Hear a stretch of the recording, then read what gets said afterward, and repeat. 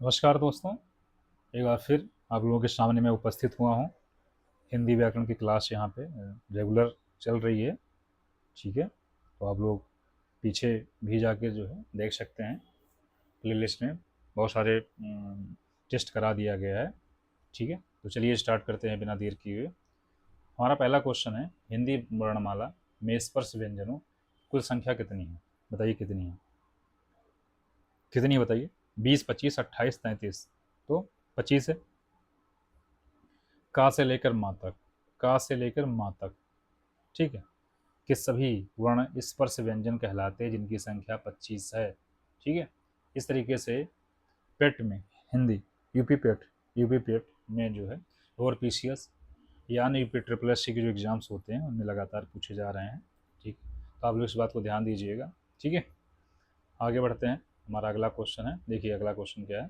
देखिए, निम्नलिखित में से कौन सा तालव्य व्यंजन है? बताइए तालव्य व्यंजन कौन सा है? बताइए। देखिए, जो चवर्ग है, चवर्ग का उच्चारण स्थान तालु है। जो चवर्ग है उसका तालु है। ठीक है, इसलिए इन्हें तालव्य व्यंजन कहते हैं। तो चा छा जा झाइया, टा ठा डा ढा अणा, ता था दा धना, पा फा बा भवा, तो चा हो जाएगा। ये टवर्ग है, चवर्ग है, तवर्ग है, पवर्ग है। ठीक है, तो चा ऑप्शन बी ऑप्शन सही हो जाएगा। अगला क्वेश्चन देख लेते हैं ध्यान से। परिमाणवाचक विशेषण का प्रयोग किसके साथ होता है? व्यक्तिवाचक संज्ञा, भाववाचक, द्रव्यवाचक संज्ञा, जातिवाचक संज्ञा या समूहवाचक संज्ञा? तो देखिए, जो बी ऑप्शन है यही सही हो जाएगा, भाववाचक संज्ञा या द्रव्यवाचक संज्ञा। ठीक है, दोनों। ठीक है, दोनों समानतः परिमाणवाचक विशेषण द्रव्य या परिमाण को दर्शाने वाली संज्ञाओं के साथ प्रयुक्त होता है। ठीक है, तो बी ऑप्शन सही हो जाएगा। दोस्तों हम देखते हैं अगला क्वेश्चन हमारा क्या है। हंसना एक प्रणर्थक क्रिया क्या होगी? हंसना क्या होगी कि नहीं होगी? मतलब हंसना की प्रणर्थक क्रिया क्या होगी? हंसना देना, ठीक, हंसाना, हंसवाना, ठीक है, कि बी और सी दोनों? तो देखिए डी ऑप्शन सही हो जाएगा। हंसाना, जैसे किसी को आप जोक मार के हंसा दीजिए। ठीक है, जो कोई जोक, कोई ऐसी चीज़ है, ठीक है, हंसा दिया। ठीक है, सुनिए, हंसाना।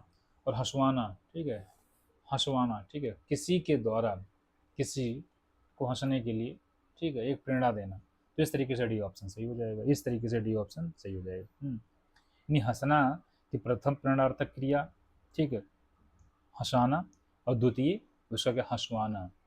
तो इस तरीके से चलेगा, हंसना, हंसाना, हंसवाना। ठीक है, तो देखते हैं जो बहुत कम बोलता है। तो जो बहुत कम बोलता है उसके लिए एक शब्द क्या है बताइए? मितभाषी, मितभाषी, वाचाल, मर्मज्ञ के वक्ता, बताइए। तो ये ऑप्शन सही हो जाएगा, मितभाषी, मितभाषी हो जाएगा। जो बहुत कम बोलता है उसे मितभाषी कहते हैं, जबकि अधिक बोलने वाले को क्या कहते हैं? इसी का उल्टा है ये, वाचाल, अधिक बोलता है। ठीक है, कहते हैं ना ये महिला बहुत अधिक बोलती है, नहीं वाचाल है, या पुरुष वाचाल, इस तरीके से लोग बोलते हैं। मितभाषी कम बोलने वाला, अधिक भाषी जो है बोलने वाला, वाचाल। एक कहावत कही गई है कि अधिक बोलो तो वक्ता, कम बोलो, कम बोलो, सॉरी कम बोलो तो गूंगा, कम बोलो तो गूंगा, अधिक बोलो तो वक्ता, इस तरीके से बोला जाता है। ठीक है, नाको चने चबाना, ठीक है, नाको चने चबवाना मुहावरे का सही अर्थ क्या है? बहुत प्रसन्न करना, बहुत कठिनाई में डालना, व्यर्थ परिश्रम करना, अपमान करना। तो बी ऑप्शन सही हो जाएगा, बहुत कठिनाई में डालना। बी ऑप्शन सही कर लीजिए आप लोग। ठीक है, चतुर्भुज में कौन सा समास है? चतुर्भुज में कौन सा समास है बताइए? चतुर्भुज में देखिए, चतुर्भुज में वैसे दो दो समास हैं, एक बहुव्रीहि है, एक द्विग समास है। ठीक है, लेकिन अगर ऑप्शन दिया हुआ है इस तरीके से तो आप लोग बहुव्रीहि को ही टिक कीजिएगा। ठीक, क्योंकि चार भुजाओं का समूह द्विग हो गया। ठीक है, चार भुजाएं जिसकी अर्थात, अब चूंकि अगर समान रूप से चार भुजाओं का समूह द्विग हो गया, लेकिन चार भुजाओं वाले अर्थात विष्णु, तो इन्हीं उसका तीसरा अर्थ निकलता है, तो बहुव्रीहि समास हो जाएगा। तो इससे दोनों होगा, लेकिन प्रियॉरिटी के रूप में पहले स्थान पे इसको और सेकंड को द्विगु को रखते हैं, द्विगु को रखते हैं। ठीक है, अगला क्वेश्चन है दोस्तों, कौन सा विलोम शब्द अशुद्ध है, मतलब शुद्ध नहीं है? देखिए, उत्कर्ष अपकर्ष बिल्कुल सही है, सही है ना? अनुग्रह, निग्रह, अनुग्रह निग्रह ये भी सही है, अनुग्रह निग्रह दोनों सही है। स्वार्थ परमार्थ ये भी सही है। उन्नति और प्रगति ये दोनों साथ में सेम दे दिया गया है। इसका क्या होगा, उन्नति का अवनति होगा। क्या होगा दोस्तों, अवनति, अवनति, ठीक है, अवनति होगा, ठीक है। अभी 2026 में यूपीपीसीएस के द्वारा, यूपीपीएससी के द्वारा आरओ 2026 की वैकेंसी आने वाली है। इस चैनल के माध्यम से आरओ हिंदी, ठीक है, और जीएस के सारी क्लासेस जो है फ्री में कराई जाएंगी। आप लोग जुड़े रहिए, ठीक है, बहुत मज़ा आने वाला है। और यहाँ से क्लास करने के बाद में बहुत ही लाभ होने वाला है आप लोगों को, ठीक है। आगे बढ़ते हैं, अगला क्वेश्चन है, देखिए ध्यान से, देखिए अगला क्वेश्चन क्या है। जल का पर्यायवाची नहीं है, बताइए क्या नहीं, जल का पर्यायवाची नहीं, बताइए। तोय, अम्बु, वारी, अनिल, क्या नहीं। तोय है, अम्बु है, वारी है, अनल होता, अनल तो हो जाता, अनिल क्यों नहीं है। अनिल हवा है, अनिल किसका, हवा, अनिल हवा का। और अनल, ध्यान रखिए, अनल भी नहीं होगा, अनल, अनल किसका है, अग्नि का, ठीक है।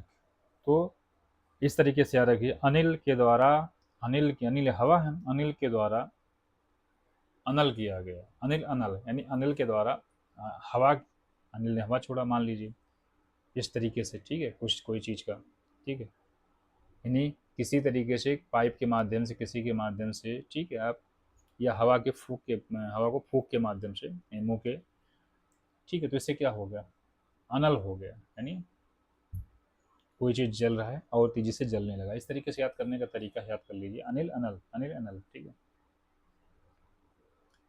निम्नलिखित में से कौन सा तद्भव है, तद्भव, तद्भव कौन सा, कर्ण, अग्नि, कान, मुख, ठीक है। कर्ण का कान, अग्नि का आग, अग्नि तत्सम आग तद्भव, कर्ण है, कर्ण क्या है दोस्त, तत्सम है, और तद्भव कर्ण कान हो गया, तो बचा क्या, मुख। अब मुख लिखा है तो मुख का, हाँ चलिए मुख तो ठीक है, मतलब क्या कहते हैं, ये तद्भव हो गया, ये तो तद्भव है, तद्भव है, मतलब कह तो रहा हूँ, कर्ण का कान हो गया, अग्नि का आग हो गया। अब मुख, मुख अपने आप में, मुख, मुख अपने आप में तत्सम है, तो मुंह हो जाएगा इसका, तो ऑप्शन सी सही हो जाएगा, सी, ठीक है। नमस्कार के सही संधि विच्छेद क्या है, नमस्कार का सही संधि विच्छेद क्या है, बताइए। नमः, ठीक है, प्लस, प्लस कार, देखिए ध्यान से, ये जो आधा सा है ये, ठीक है, ये जो विसर्ग लगा है, ये जब हटता है तो आधा सा जुड़ जाता है।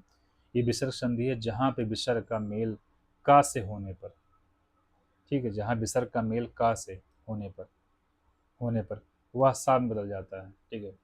अब इससे अदाशा है, शुद्ध रूप से नमस्कार हो गया।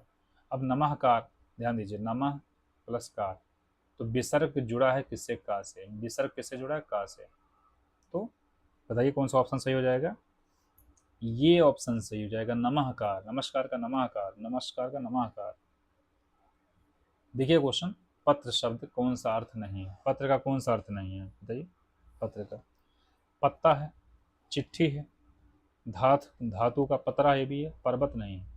पत्र के इतने सारे अनेकार्थक शब्द होते हैं, पत्ता, चिट्ठी, धातु का पतरा, ठीक है, लेकिन पर्वत नहीं है, पर्वत नहीं है, डी ऑप्शन गलत हो जाएगा, ठीक है। हम आगे बढ़ जाते हैं, हमारा अगला क्वेश्चन है, बहुत अच्छे से देखिए आप लोग। निम्नलिखित में से कौन सा रस संयोग श्रृंगार का भेद है, बताइए। संयोग श्रृंगार का भेद है, मान, प्रवास, पूर्वराग, तो संयोग श्रृंगार का भेद संयोग है, ठीक है, संयोग हो जाएगा, ठीक है। हम आगे बढ़ जाते हैं, अगला क्वेश्चन देखिए, कामायनी के रचयिता कौन है। जयशंकर प्रसाद, मैथिली शरण गुप्त में, सुमित्रा नंदन पंत, सूर्यकांत त्रिपाठी निराला, बताइए कौन है। तो ये ऑप्शन सही हो जाएगा, जयशंकर प्रसाद। कामायनी महाकाव्य के रचयिता छायावादी कवि जयशंकर प्रसाद हैं, ठीक है, छायावादी कवि है। अगला क्वेश्चन देख लेते हैं, रश्मि रथी ये लेखक कौन है, बताइए, ये लेखक कौन है। रामधारी सिंह दिनकर, हरिवंश राय बच्चन, माखनलाल चतुर्वेदी के अज्ञेय, तो कौन है?